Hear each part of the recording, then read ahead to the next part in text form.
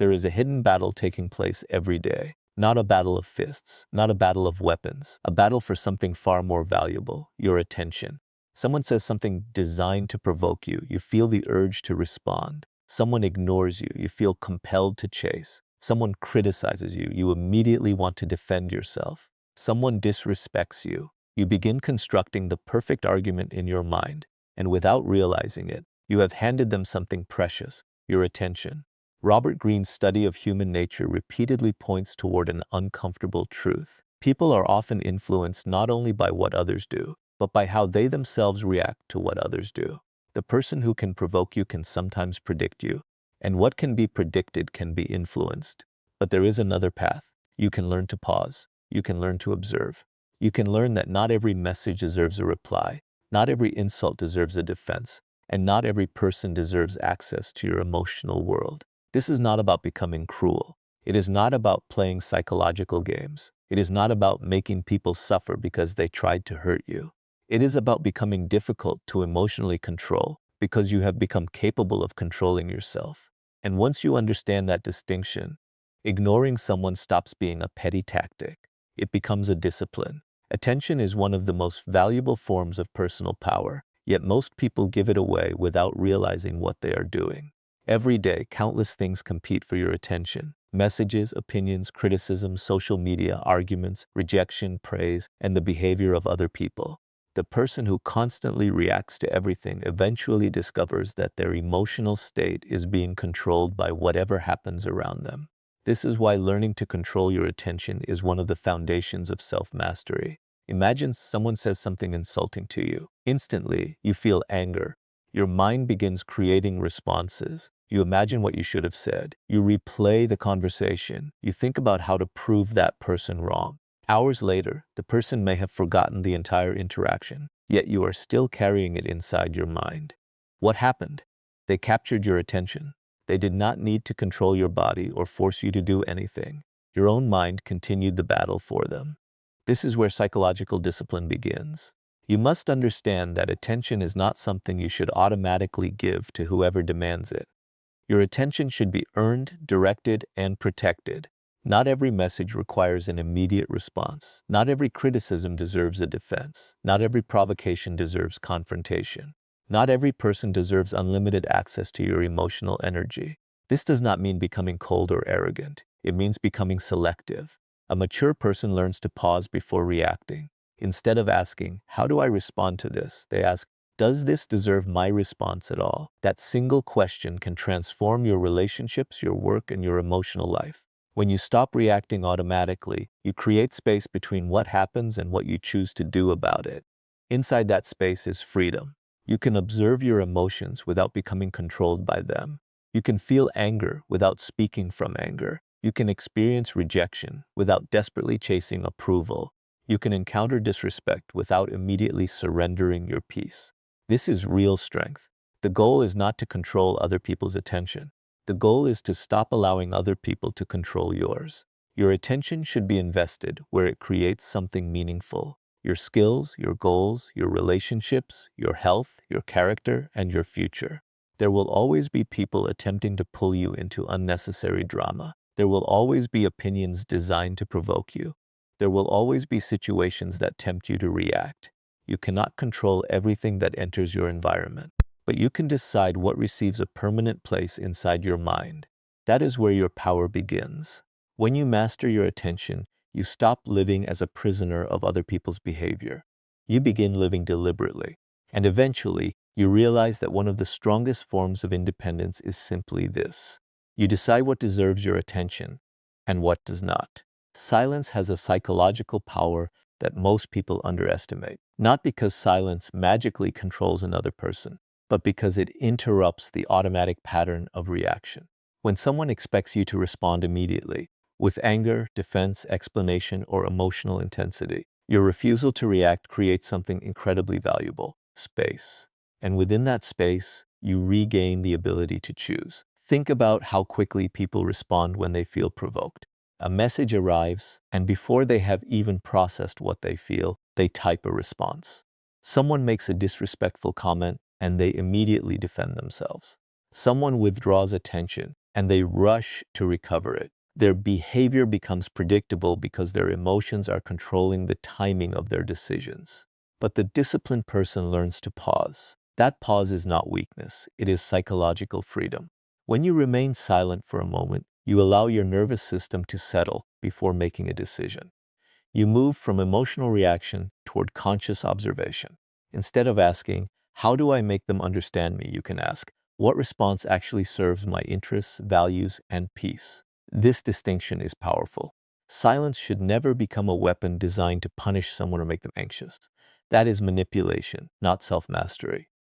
Healthy silence has a different purpose. It gives you time to understand what is happening before you participate in it. Imagine someone criticizes you unfairly. Your ego immediately wants to defend itself. It wants to prove that the other person is wrong. It wants recognition. But what happens if you pause? You may discover that their opinion does not require your defense. Perhaps they misunderstood you. Perhaps their criticism contains one useful point. Perhaps they are simply projecting their own frustration.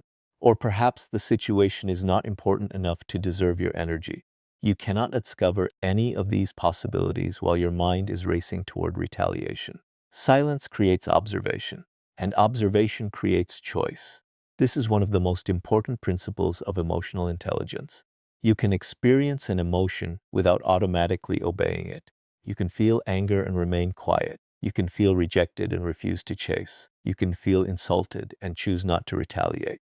You can feel the urge to explain yourself and decide that your actions will speak more clearly than your words. That is discipline. The world will constantly offer you opportunities to react. Someone will misunderstand you. Someone will underestimate you. Someone will criticize you. Someone may attempt to provoke you simply because they want to see whether they can control your emotional state. But you do not have to accept every invitation. Your silence says nothing about your weakness. Sometimes it simply means you are thinking before you act. And there is another important lesson. Silence gives you information. When you stop rushing to fill every uncomfortable moment with words, you begin observing other people's behavior more clearly. You notice who respects your boundaries. You notice who only communicates when they need something. You notice who becomes aggressive when they cannot control the conversation. You notice who listens and who merely waits for their opportunity to speak. You learn more when you observe than when you constantly perform. This is why restraint is so powerful. A person who reacts instantly reveals their emotional position. A person who pauses has time to understand the situation before revealing anything. But remember, the purpose is not to become mysterious for the sake of appearing powerful. The purpose is to become intentional. Sometimes silence is appropriate. Sometimes communication is necessary. If someone you care about is genuinely confused, communicate. If a boundary has been crossed, express it clearly. If an important relationship needs honest conversation, have it. Self-mastery does not mean refusing to speak. It means refusing to speak merely because your emotions demand immediate expression. There is a difference between silence and avoidance. Avoidance runs from necessary conversations. Healthy silence prepares you for them. So the next time you feel provoked, do not immediately reach for your phone. Do not immediately write the paragraph you will later regret. Do not allow another person's emotional state to dictate yours. Pause, breathe, observe, then decide. Maybe you will respond. Maybe you will set a boundary. Maybe you will walk away. Maybe you will say nothing. But whatever you choose, let the decision come from awareness rather than impulse. Because the person who learns to pause before reacting gains something far more valuable than control over others. They gain control over themselves. And once you possess that, other people's attempts to disturb your peace become much less powerful. Your emotional triggers are not signs of weakness, they are signals. They reveal the places within you where you still surrender control to external events. A careless comment can suddenly make you angry. Someone ignoring you can create anxiety. A rejection can make you desperate to prove your worth. A criticism can keep your mind occupied for hours. The event itself may be small, but the reaction can become enormous. This is where self-mastery begins, not by eliminating emotion, but by studying it. When someone knows exactly what makes you angry, insecure, jealous, or defensive, they may be able to predict your behavior. You become easy to provoke because your emotional buttons are exposed. But once you understand those buttons, they lose some of their power. Imagine someone says something insulting. Your first impulse is to respond immediately. You want to prove that they are wrong. You want to make them understand. But pause. Ask yourself, why did those words affect me so strongly? Perhaps they touched an insecurity you have been hiding. Perhaps you desperately wanted this person's approval. Perhaps you interpreted their criticism as an attack on your identity, rather than feedback about one specific behavior. Perhaps your ego simply could not tolerate being misunderstood. The important discovery is not that the other person was right. The discovery is that they revealed something you need to understand about yourself. This is why emotional discipline is more powerful than emotional suppression. Suppression says, I should not feel this. Awareness says, I feel this, so what is it trying to teach me? When you experience anger, observe it before acting. When you experience jealousy, examine the fear beneath it. When you feel rejected, question the belief that rejection determines your worth. When you feel the urge to chase someone's attention, ask whether you genuinely want connection or whether you are simply trying to escape the discomfort of being ignored. These questions create distance between emotion and action, and that distance is freedom. A mature person can feel intense emotion without becoming its servant. They can be angry and still speak calmly. They can feel hurt and still maintain dignity. They can feel rejected and still walk forward. They can be provoked and choose not to participate. This does not make them cold. It makes them conscious. The person who understands their triggers becomes less predictable because they no longer react automatically. Someone may attempt to provoke them, but the expected reaction never arrives. Someone may criticize them, but instead of immediately defending themselves, they evaluate the criticism. Someone may withdraw attention, but instead of chasing, they continue with their own purpose. That is real psychological strength. You do not become powerful by controlling other people's emotions. You become powerful by refusing to let other people's behavior control yours. So study yourself. Notice what irritates you. Notice what makes you desperate for approval. Notice what makes you defensive. Notice when you begin explaining yourself too much. Notice when you feel compelled to have the final word. These moments are not merely problems, they are mirrors. And every mirror gives you an opportunity to become more self-aware. The goal is not to become someone who never gets triggered. The goal is to become someone who recognizes the trigger before it becomes a reaction. Because once you can observe your emotions without immediately obeying them, you begin to reclaim something far more valuable than control over another person. You reclaim control over yourself. Ignoring is different from punishing. This distinction may seem simple, but psychologically it is one of the most important lessons in emotional maturity.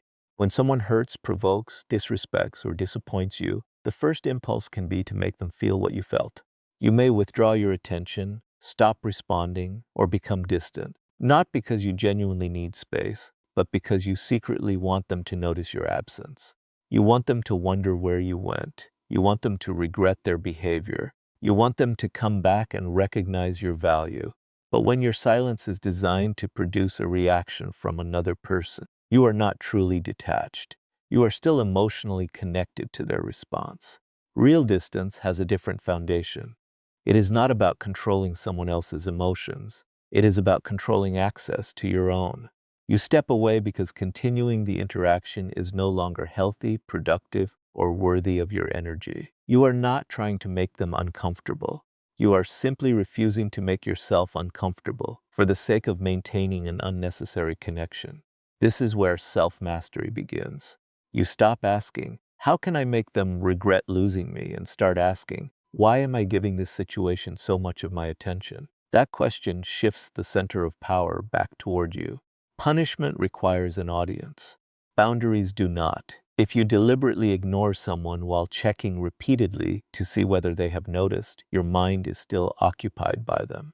If you refuse to answer a message while hoping they send 5 more, your silence has become another form of communication. If you disappear only to make someone chase you, you have not escaped the psychological game.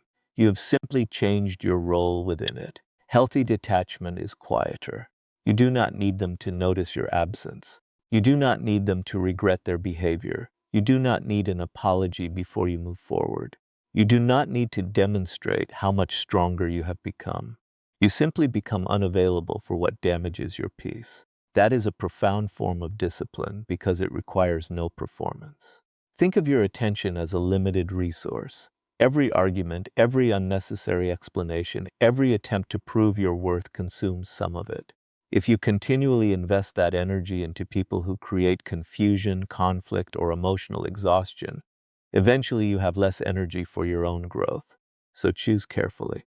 If someone disagrees with you respectfully, engage. If someone makes a mistake and is willing to communicate, communicate. If someone repeatedly violates your boundaries, create distance. The goal is not to treat everyone as an enemy. The goal is to recognize that not every relationship deserves unlimited access to you. There is also courage in leaving without hatred. You can distance yourself from someone without wishing them failure. You can close a door without standing outside it, waiting for them to knock. You can accept that a relationship is no longer healthy without turning the ending into revenge. This is emotional intelligence in action. The mature person does not ask, "How can I hurt them back?" They ask, "How can I protect my peace without becoming the kind of person who hurt me?" That question changes everything. Because the moment you stop trying to punish people, stop allowing them to determine your behavior, you become responsible for your own emotional world. And that is the real victory. Not making someone feel your absence, but becoming so committed to your own growth that their presence or absence no longer determines your direction. Not every provocation deserves an answer. One of the greatest forms of emotional intelligence is learning to recognize when engagement will create progress and when it will only create more conflict. The world is full of situations designed, intentionally or unintentionally, to pull you away from your center. A careless comment, an accusation, an insult, a sarcastic message, or even deliberate silence can trigger the instinct to respond. But the presence of a trigger does not create an obligation to react. Every reaction has a cost. When you respond emotionally, you give attention to whatever has entered your mental space. Sometimes that attention is necessary. Sometimes it is completely wasted. The disciplined person learns to distinguish between the two. Imagine someone says something offensive about you. Your immediate instinct may be to defend yourself. You want to explain the truth, correct their misunderstanding, and prove that they are wrong. But before you respond, pause and ask yourself, will this conversation actually improve anything? If the answer is no, silence may be more intelligent than another paragraph of explanation. This does not mean tolerating genuine abuse, injustice, or disrespect. Healthy boundaries sometimes require direct communication and decisive action. But there is a difference between protecting yourself and endlessly participating in conflict. You can establish a boundary without turning the situation into a war. The strategic mind understands that every battle consumes resources. Your attention, emotional energy, time, and concentration are limited. If you spend them all responding to insignificant conflicts, you leave yourself with less energy for the things that actually matter. Your goals, your relationships, your work, your health, and your personal development. There is also another psychological advantage to pausing before responding. Delay gives your emotions time to settle. Anger often demands immediate action because anger wants movement. It wants a message sent, a confrontation started, a point proven. But when you wait, the intensity begins to decrease, and your judgment becomes clearer. Ask yourself, am I responding because this matters or because my ego feels challenged? That question can prevent countless mistakes. Sometimes people do not want understanding. They want reaction. They may criticize you because they know criticism makes you defensive. They may provoke you because they enjoy seeing you lose composure. They may repeatedly reopen an argument because they know you cannot resist having the final word. You do not have to participate.